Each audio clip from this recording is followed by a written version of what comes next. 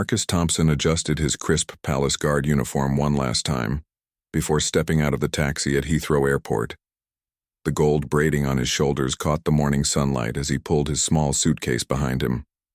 After 15 years of dedicated service protecting the royal family, he was finally taking his first vacation in 3 years. His destination was simple, a quiet cottage in Scotland where his elderly mother lived alone. The airline counter stretched before him, busy with travelers heading to various destinations across the United Kingdom. Marcus approached the check-in desk with his ticket in hand, a first-class seat he had saved months to afford. This wasn't about luxury for him. His back problems from years of standing guard duty made economy seats painful for the 2-hour flight north. The young woman behind the counter barely looked up as she took his ticket. Her name tag read Jessica, and she seemed more interested in her phone than helping customers. When she finally glanced at Marcus, her expression changed completely. Her eyes narrowed as she took in his appearance, from his dark skin to his working-class accent. "I'm sorry, sir, but there seems to be a problem with your booking," Jessica said coldly, though she hadn't even scanned his ticket yet. "First class is full today." Marcus frowned, checking his phone for the confirmation email he had received just yesterday. "But I have a confirmed reservation right here. Seat 2A, paid in full 3 weeks ago." Jessica made a show of typing on her computer, her fingers clicking dramatically across the keyboard. "The system shows your seat has been reassigned. We can put you in economy, though. Take it or leave it." Other passengers in line began to shuffle impatiently behind Marcus. He felt their stares and heard a few frustrated sighs. The weight of being the only black person in the immediate area wasn't lost on him. He had faced subtle discrimination before, but never so blatantly. "This doesn't make sense," Marcus said, keeping his voice calm and professional. "I specifically chose this flight because first class was available. I paid the full fare." Jessica's colleague, an older man named Robert, wandered over. He whispered something in Jessica's ear while glancing at Marcus with obvious disdain. Robert's smile was fake and condescending as he addressed the situation. "Sir, perhaps you misunderstood when you booked. First class requires certain standards. Maybe economy would be more suitable for someone like you."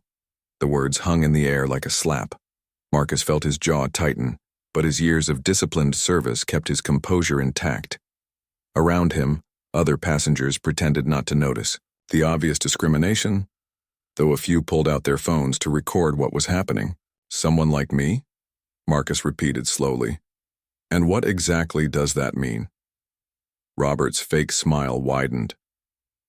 "Oh, you know, first-class passengers expect a certain atmosphere, refined company.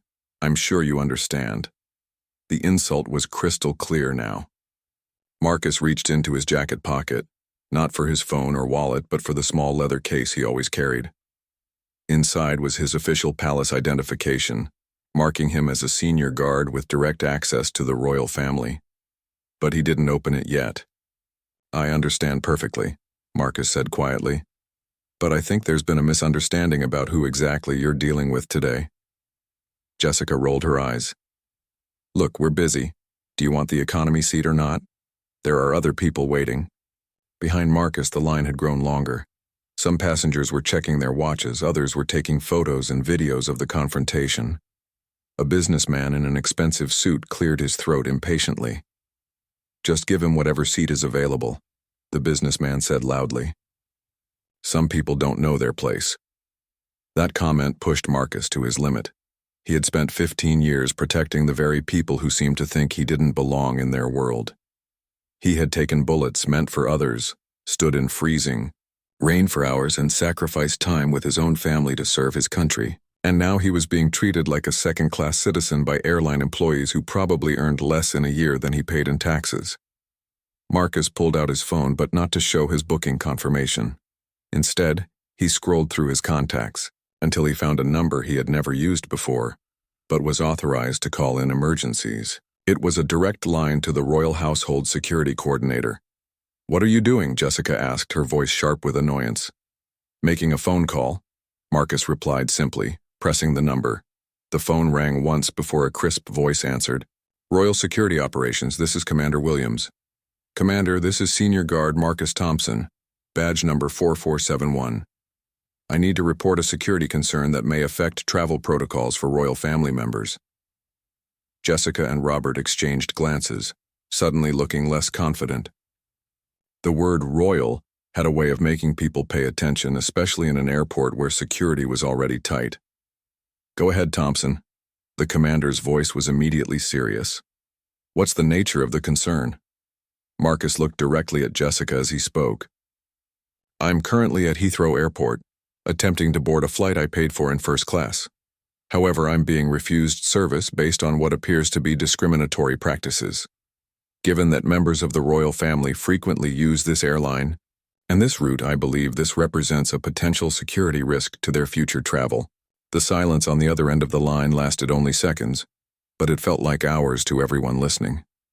When Commander Williams spoke again, his voice had the cold edge of authority that Marcus knew well. Understood. Remain on the line, Thompson. I'm making some calls. Within minutes of Marcus staying on the line with Commander Williams, the atmosphere at the check-in counter began to shift dramatically. Jessica and Robert had initially dismissed his phone call as some kind of bluff, but when they noticed their supervisor rushing toward them with a panicked expression, their confident smirk started to fade. Margaret Collins, the airport station manager for the airline, approached the counter with quick, nervous steps. Her phone had been ringing non-stop for the past 3 minutes, with calls from increasingly high-ranking officials. First, it was the airline's customer service director, then the regional operations manager. Finally, someone from the airline's executive board had called her personally. What exactly is happening here? Margaret demanded, though she already suspected the worst. She had been in the airline industry for 20 years and had never received so many urgent calls about a single passenger complaint. Jessica tried to maintain her dismissive attitude. Just some guy trying to claim a first-class seat he probably can't afford. We offered him economy, but he's being difficult about it. Margaret's face went pale as she looked at Marcus, who was still on the phone with the Royal Security Commander. She had just been informed by her head office that they were dealing with a senior palace guard, and that the royal household was now involved in the situation. You refuse service to a palace guard? Margaret whispered, hoping other passengers couldn't hear. But in the busy terminal, word was already spreading. Several people had posted videos online, and the hashtag about discrimination at the airport was beginning to trend. Commander Williams's voice came through Marcus's phone, loud enough for everyone nearby to hear. Thompson, I've just spoken with the airline's head of security and their chief executive. They assure me this situation will be resolved immediately. However, given the nature of this incident, we need to conduct a full review of their security protocols. Robert stepped forward, finally realizing the seriousness of the situation. Look, maybe there was a misunderstanding. We can certainly accommodate you in first class if that's what you prefer. Marcus held up a hand, still listening to his commander. The damage had already been done, and simply getting his seat back wasn't going to address the larger problem. Other passengers of color might face the same treatment without having connections to high-ranking officials. Commander, Marcus said into the phone, the staff here are now offering to seat me in first class, but I'm concerned about the policies that led to this situation in the first place. Understood, Thompson. This is no longer just about your seat. We're treating this as a potential pattern of discrimination that could affect security protocols for royal travel. I'm dispatching an investigation team to the airport immediately. Margaret's hands were shaking as she realized the full scope of what was happening. A discrimination complaint was one thing, but having the Royal Security Services launch an investigation into her airline was catastrophic. Within hours, every major news outlet in the country would be covering the story.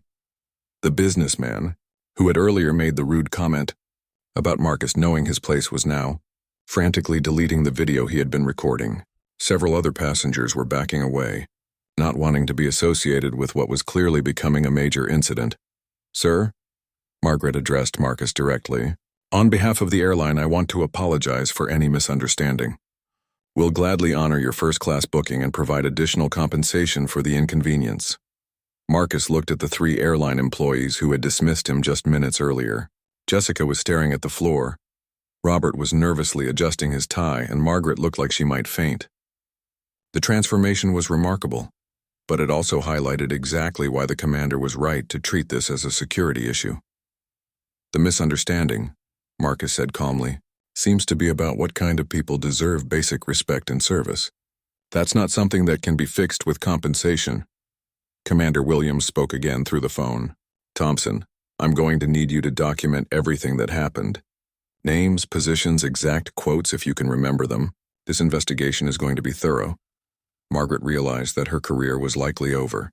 In the past hour, she had learned that her staff had discriminated against a palace guard. The royal household was investigating, and social media was exploding with outrage. The airline stock price would probably drop before lunch. Please, Margaret said desperately, tell me what we can do to make this right. Marcus looked around the terminal, where dozens of passengers were now openly staring and recording the conversation. Some were nodding in approval of how he had handled the situation, while others looked uncomfortable with the attention the incident was receiving. Making it right, Marcus replied, starts with understanding why it was wrong in the first place. Your staff didn't refuse me service because of overbooking or system errors. They refused because they decided I didn't look like someone who belonged in first class. The truth hung heavy in the air. Everyone present knew exactly what had happened and why. The only question now was what the consequences would be. Commander Williams continued giving instructions through the phone. Thompson, I'm also coordinating with airport security.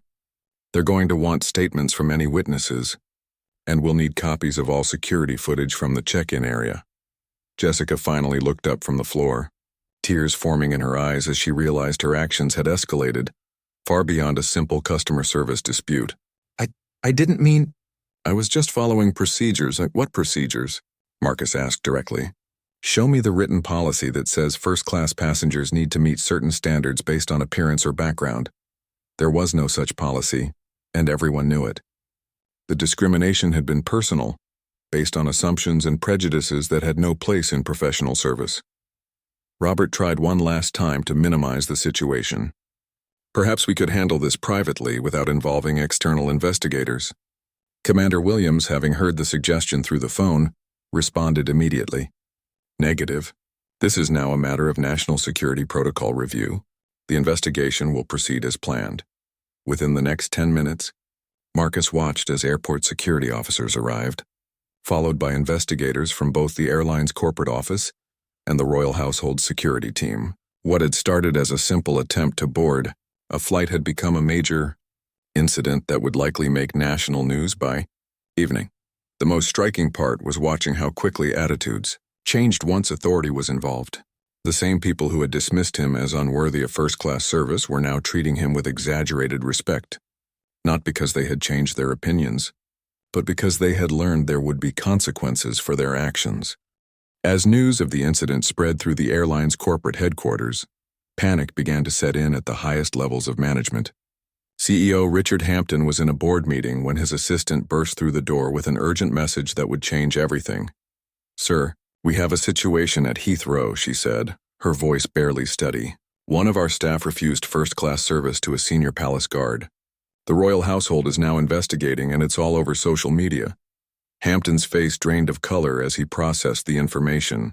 In 30 years of airline management, he had never faced a crisis of this magnitude. The royal family wasn't just symbolic in Britain. They were major customers whose travel patterns influenced security protocols across the entire aviation industry.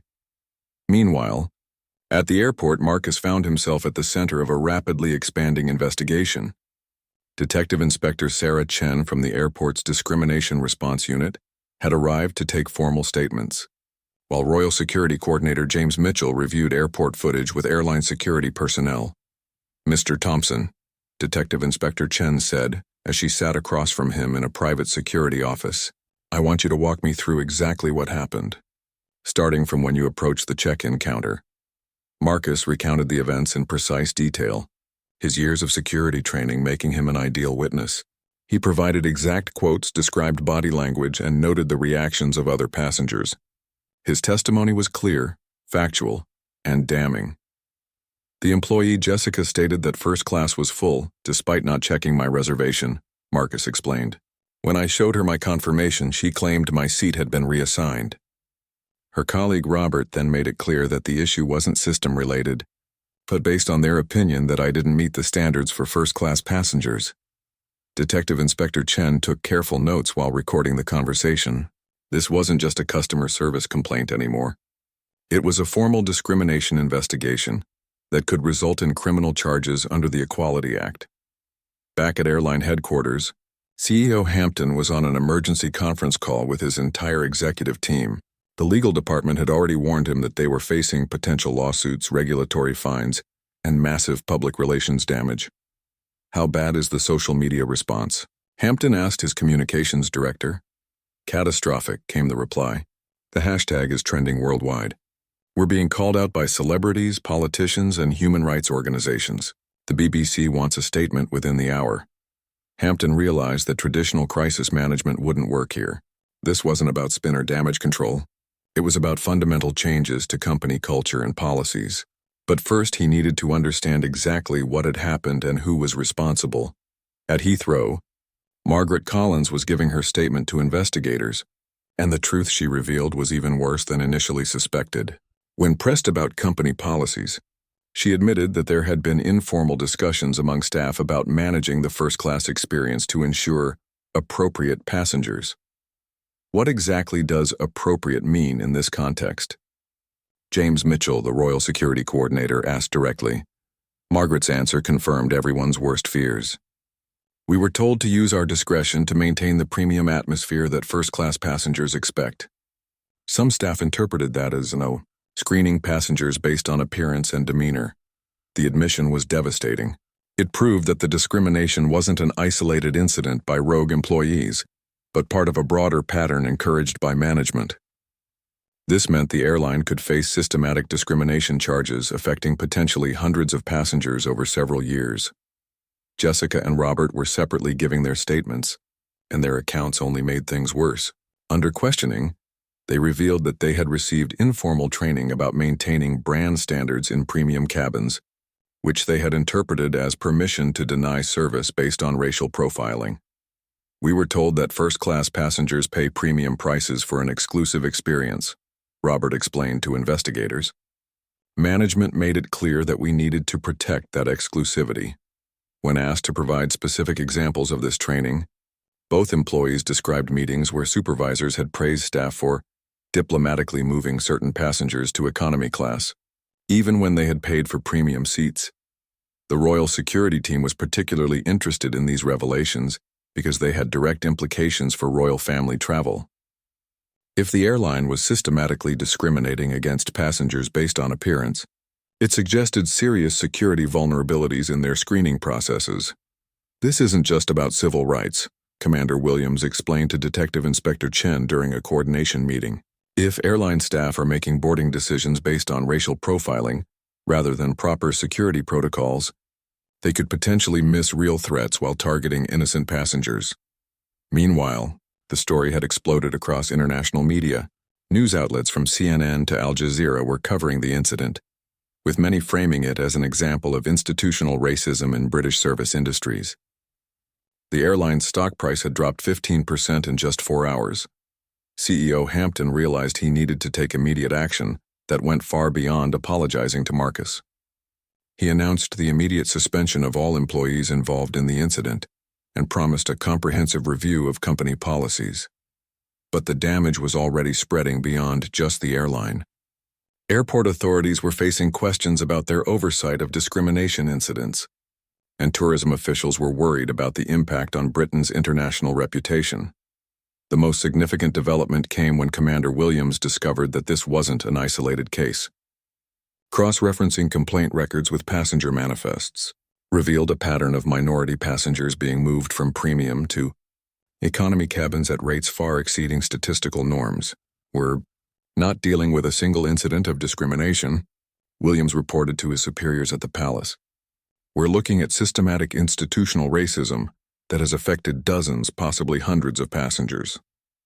This revelation meant that the investigation would expand far beyond Marcus's case. Every similar incident over the past 3 years would need to be reviewed, potentially resulting in one of the largest discrimination settlements in airline industry history. The irony wasn't lost on Marcus as he watched the chaos unfold around him. He had simply wanted to visit his mother in Scotland. But his refusal to accept discriminatory treatment had exposed a much larger problem that would ultimately help protect other travelers from similar experiences. As evening approached, Marcus was finally cleared to board a flight to Scotland, though not the original one he had booked. The airline had arranged for a private jet as part of their apology, but Marcus declined, preferring to take a regular flight like any other passenger. The real question now was whether the changes promised by the airline would be genuine and lasting, or simply cosmetic adjustments designed to weather the current storm. The investigation's findings sent shockwaves through the aviation industry when they were released 48 hours after Marcus's incident. What investigators discovered was far more extensive than anyone had initially suspected, revealing a systematic pattern of discrimination that had been operating for years under the guise of maintaining premium service standards. Detective Inspector Chen's team had worked around the clock, reviewing 3 years of passenger complaints, boarding records, and internal communications. Their findings painted a disturbing picture of institutional racism that went far beyond individual employee prejudices. We've identified 67 confirmed cases of passengers being denied premium services they had paid for, Detective Inspector Chen announced during a press conference at New Scotland Yard. In 85% of these cases, the affected passengers were people of color, despite representing only 12% of premium bookings. The statistics were damning, but the internal communications discovered during the investigation were even worse. Email chains between managers revealed a coordinated effort to curate the first-class experience by quietly moving certain passengers to lower-class cabins. One particularly damaging email from regional manager David Powell read, "Remember, our first-class passengers pay premium prices for an exclusive atmosphere. Use your discretion to ensure the cabin maintains appropriate standards. Corporate won't question legitimate upgrades to economy if properly documented." When confronted with this evidence, Powell initially tried to claim the language referred to dress codes and behavior standards. However, phone recordings from customer service calls revealed staff explicitly discussing passengers' race and ethnicity. When making seating decisions, the Royal Household's investigation had uncovered even more troubling information. Security Coordinator James Mitchell discovered that the airline's informal discrimination practices had actually created security vulnerabilities by causing staff to focus on passenger appearance rather than legitimate threat indicators. Their profiling system was completely backwards, Mitchell explained to Commander Williams. They were targeting law-abiding citizens based on race while potentially overlooking actual security risks because those individuals matched their preferred passenger profile. CEO Richard Hampton found himself facing the crisis of his career as regulatory agencies, civil rights organizations, and government officials demanded answers. The Civil Aviation Authority announced they would be conducting a comprehensive audit of the airline's passenger service protocols. "This isn't just about one airline," said CAA Director General Patricia Reynolds during a parliamentary hearing. "We're reviewing industry-wide practices to ensure this systematic discrimination isn't occurring elsewhere." Hampton realized that standard corporate apologies wouldn't be sufficient. The evidence of institutional racism was overwhelming, and the public outrage was growing stronger each day. He made the unprecedented decision to personally visit Marcus, who had finally reached his mother's cottage in Scotland. Marcus was sitting on his mother's porch, overlooking the Scottish countryside, when a convoy of luxury cars arrived at the small cottage. His elderly mother, Eleanor Thompson, watched in amazement as CEO Hampton stepped out of the lead vehicle, accompanied by several executives and security personnel. "Mr. Thompson," Hampton said as he approached the porch, "I wanted to apologize to you personally and discuss how we can make this right." Eleanor Thompson, a retired school teacher who had raised Marcus to stand up for what was right, invited the unexpected visitors inside for tea. The surreal scene of a major airline CEO sitting in her modest kitchen, hat in hand, wasn't lost on any of them. "Your apology is appreciated," Marcus said calmly. "But the real question is what you're going to do to ensure this never happens to anyone else." Hampton had come prepared with more than just words. He outlined a comprehensive plan that included immediate termination of all employees involved in discriminatory practices, mandatory bias training for all staff, and an independent oversight committee to monitor passenger treatment.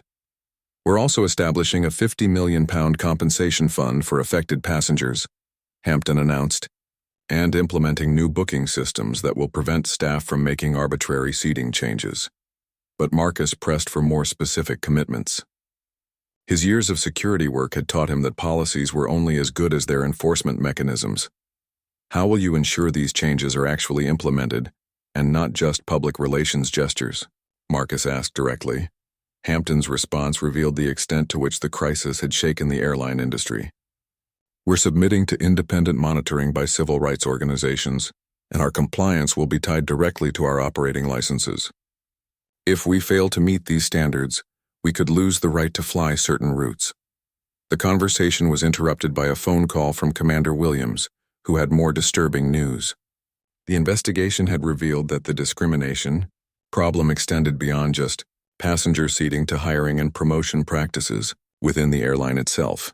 We found evidence that minority employees were systematically passed over for customer-facing roles in premium services, Williams reported. The discrimination affected both passengers and staff members. This revelation added another dimension to the crisis. Former employees were now coming forward with their own stories of workplace discrimination, and employment lawyers were preparing class action lawsuits. Eleanor Thompson, who had remained quiet during most of the discussion, finally spoke up. Mr. Hampton, my son spent 15 years protecting people who often don't even acknowledge his existence. He's used to being treated as invisible. But what happened at your airline wasn't just about him, it was about every person of color who gets dismissed. Before they even open their mouth, her words hit Hampton harder than any corporate briefing or legal warning. This wasn't just a business crisis. It was a moral reckoning that would define his company's future and his own legacy. The media attention had also attracted interest from international civil rights leaders. Dr. Amara Johnson, a prominent civil rights attorney from the United States, had flown to London to monitor the case and ensure that any settlement would set meaningful precedents for the airline industry globally. This case represents a perfect example of how systemic racism operates in corporate environments, Dr. Johnson explained during a BBC interview. It shows how discrimination can be institutionalized through informal policies and cultural expectations that never appear in official documents. Back at the airline's headquarters, emergency meetings were taking place around the clock as executives tried to salvage what remained of their reputation. The financial impact was staggering. Stock prices continued to fall, booking cancellations were mounting, and business partnerships were being reconsidered. Marketing Director Susan Clark presented the latest damage assessment to the board. We've lost 30% of our corporate travel accounts, and social media sentiment analysis shows that public trust is at historic lows. Recovery will take years, not months. The most significant blow came when several major corporations announced they were reviewing their travel contracts with the airline. Technology companies, financial institutions, and government agencies all issued statements distancing themselves from an organization that had demonstrated systematic discrimination. As Marcus prepared to return to London after his brief visit with his mother, he reflected on how one phone call had exposed a much larger problem that had been hidden in plain sight for years. The real test would be whether the promises made during this crisis would translate into lasting change that protected other travelers from similar treatment. 3 weeks after the initial incident, the full scope of the scandal's impact became clear as regulatory agencies completed their investigations and began implementing industry-wide changes. The Civil Aviation Authority's audit had expanded to include 12 major airlines operating in British airspace, revealing that discriminatory practices were more widespread than initially suspected. Transport Secretary Michael Harrison announced the findings during an emergency session of Parliament, addressing concerns that the airline industry had been systematically failing minority passengers for years without proper oversight. The evidence shows this was not an isolated incident at a single airline, Harrison declared to a packed House of Commons. We have identified discriminatory patterns across multiple carriers, indicating a cultural problem that requires immediate legislative action. The government's response was swift and comprehensive.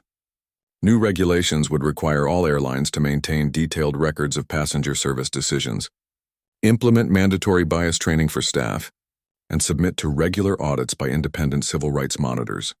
Meanwhile, Marcus had returned to his duties at the palace, but found that his quiet life as a guard had been permanently altered.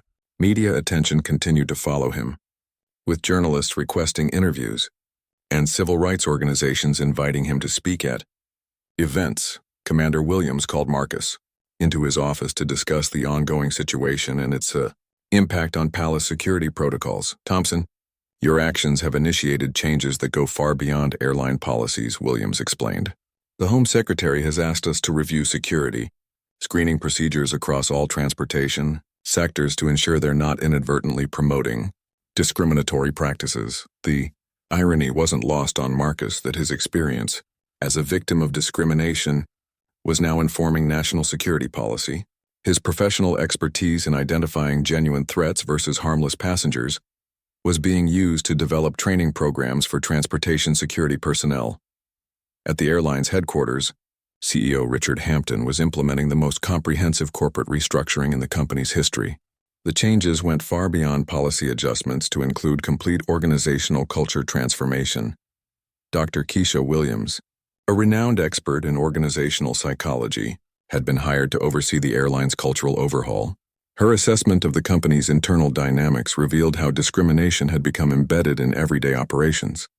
The problem wasn't just individual prejudice, Dr. Williams explained during a staff meeting with senior management.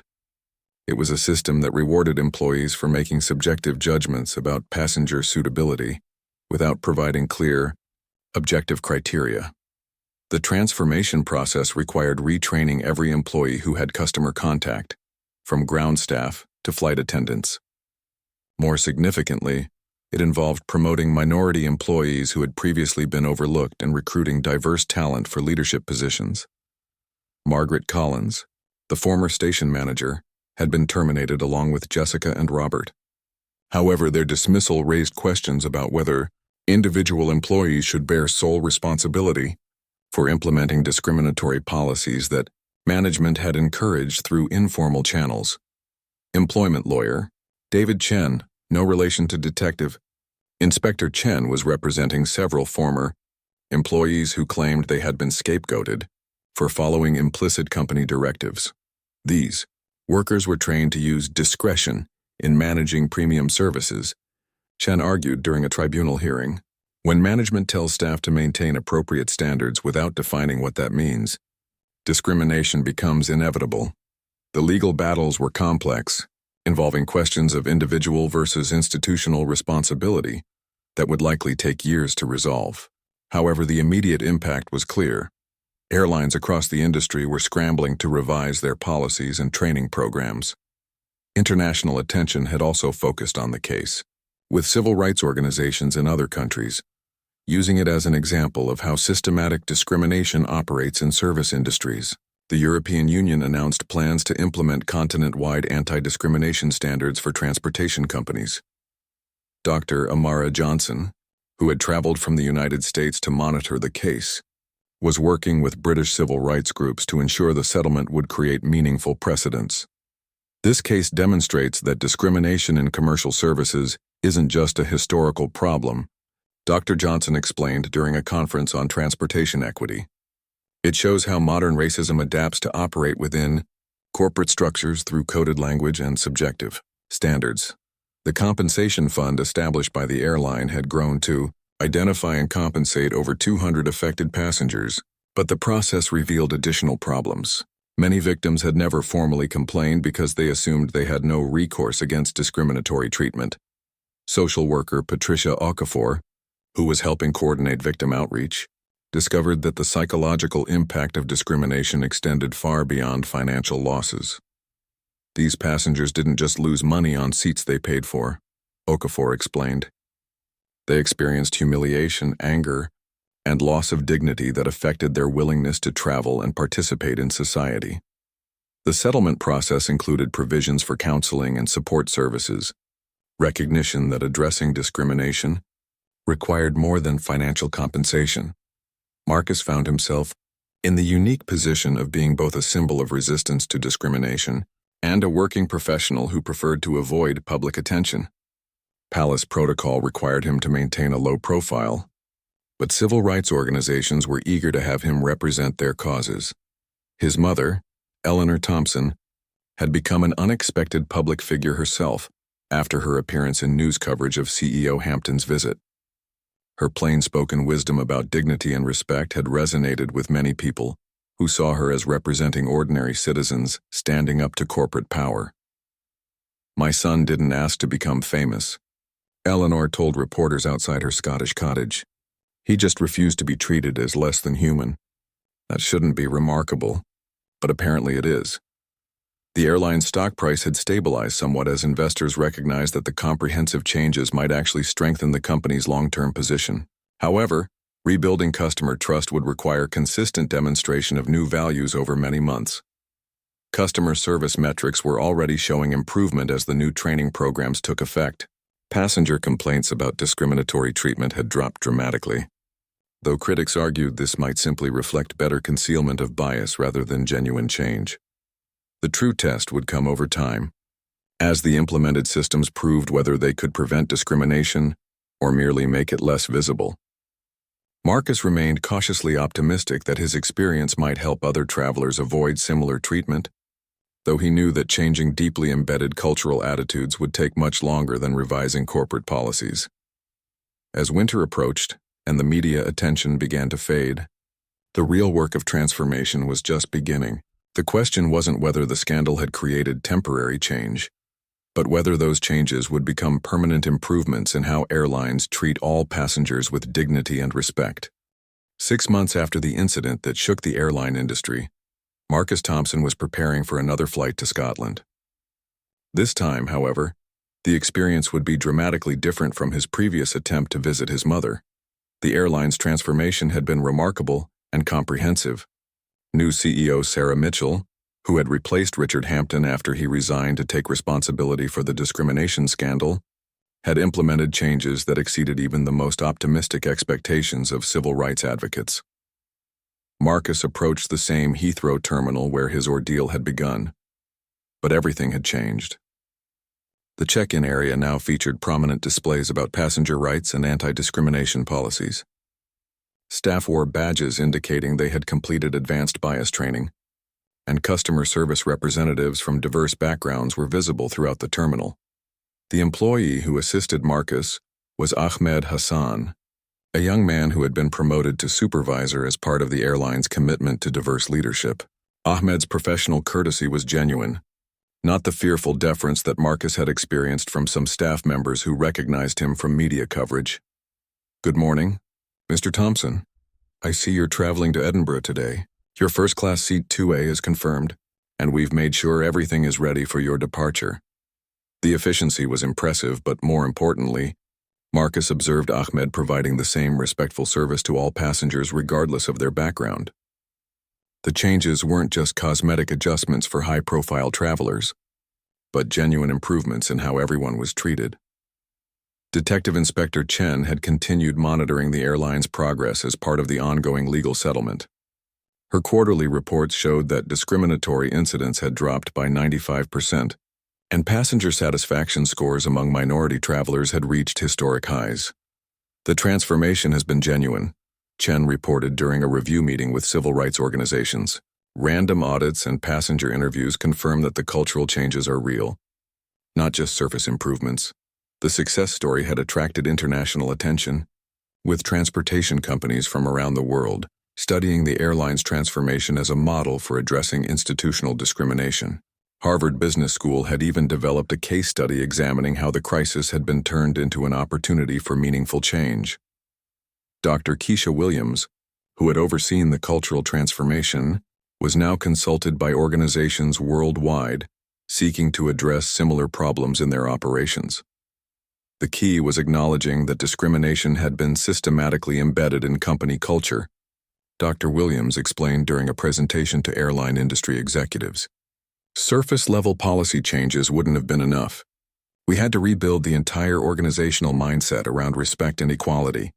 The financial results supported the moral arguments for change. Despite initial costs of retraining and compensation, the airline's revenue had actually increased as diverse customers returned and corporate clients renewed their contracts. The company's reputation for fairness had become a competitive advantage in an industry where trust was essential. Marcus's flight proceeded smoothly, but he couldn't help reflecting on how different this experience was from his previous attempt. As he settled into his first-class seat, he noticed the diverse group of passengers around him, all receiving the same quality of service that should have been standard from the beginning. During the flight, he struck up a conversation with Dr. Patricia Okafor, the social worker who had helped coordinate victim outreach during the settlement process. She was traveling to Edinburgh for a conference on transportation equity, a field that had expanded significantly following the airline discrimination case. Your decision to make that phone call changed more than just airline policies, Dr. Okafor told Marcus as they discussed the broader impact of the incident. It created a precedent that discrimination in commercial services wouldn't be tolerated, and it gave other victims the courage to speak up about their experiences. The ripple effects had indeed been substantial. Other industries had begun reviewing their own practices after seeing the severe consequences of institutional discrimination. Hotels, restaurants, and retail businesses had all implemented new training programs and oversight mechanisms. Marcus learned from Dr. Okafor that the compensation fund had ultimately identified and paid settlements to over 400 passengers who had experienced similar discrimination over a 5-year period. Many victims had never complained because they assumed they had no recourse against such treatment. The most important outcome wasn't the money, Dr. Okafor explained. It was the validation that their experiences were real and unacceptable. Many people carry the psychological burden of discrimination for years, wondering if they imagined the mistreatment or if they somehow deserved it. When Marcus arrived in Edinburgh, he was met by his mother, Eleanor, who had become something of a local celebrity after her appearances in news coverage. Her straightforward wisdom about dignity and respect had resonated with people far beyond Scotland. "I'm proud of how you handled yourself, son," Eleanor said as they drove toward her cottage. "But I'm even more proud that you didn't let them make you bitter. You used your anger to create something positive." The transformation had extended beyond just the original airline. Government regulations now required all transportation companies to maintain detailed records of service decisions and submit to regular anti-discrimination audits. The Civil Aviation Authority had created a new department specifically focused on passenger equity issues. Commander Williams had incorporated lessons from the airline incident into royal security protocols, ensuring that protective measures were based on genuine threat assessment rather than appearance-based profiling. The palace had also begun working with civil rights organizations to develop security training programs for other government agencies. The irony, Williams observed during a security briefing, is that eliminating discriminatory profiling actually made our security more effective. When officers focus on behavior and genuine risk indicators instead of appearance, they catch real threats they might have missed before. Marcus's role in the transformation had evolved from victim to advocate, though he maintained his preference for working behind the scenes rather than seeking public attention. He had consulted with transportation security agencies across Europe, sharing his professional expertise to help develop fairer and more effective screening procedures. The legal battles had largely concluded with settlements that established important precedents for discrimination cases in commercial services. Employment lawyer David Chen had successfully argued that individual employees who followed discriminatory company policies shared responsibility with management, but that institutional change was more important than individual punishment. As Marcus spent the weekend with his mother, he reflected on how a simple attempt to board a flight had unexpectedly become a catalyst for industry-wide change. The incident had revealed that discrimination often operated through informal systems and coded language that made it difficult to challenge, but also that individuals could successfully confront institutional bias when they had the courage and resources to do so. The airline had recently won several diversity and inclusion awards, a remarkable turnaround that demonstrated how crisis could become opportunity when organizations committed to genuine transformation rather than cosmetic changes. When Marcus returned to London the following Monday, he noticed that the positive changes extended beyond just airline services.